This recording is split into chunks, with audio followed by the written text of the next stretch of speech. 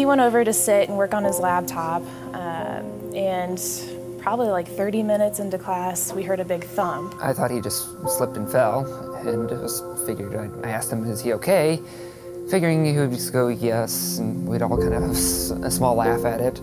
I really started getting nervous when I heard nothing. Eric promptly called 911, and she asked if he knew CPR. I haven't been certified in a long time, but I remember a decent amount of it, and I volunteered. With a little bit of talking to make me remember what I needed to remember, I started hands-only CPR. Dr. Zhang was moving out of the building and into the ambulance probably within 2 minutes after the paramedics got here and started work.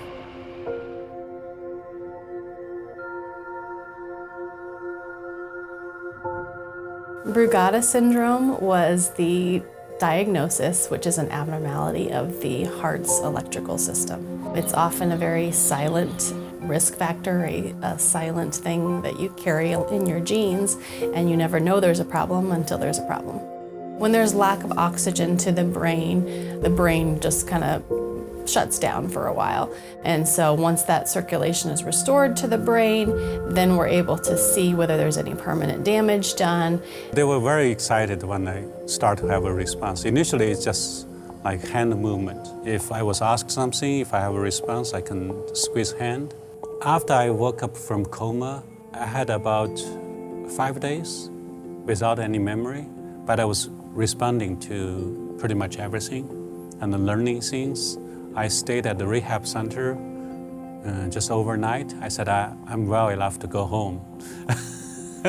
I really want to come back to be together with my student who saved me.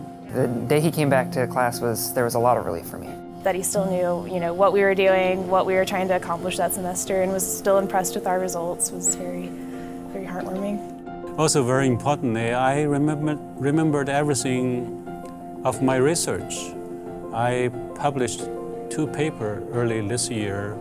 I think I owe everything to Eric and the medical team that helped me on that day.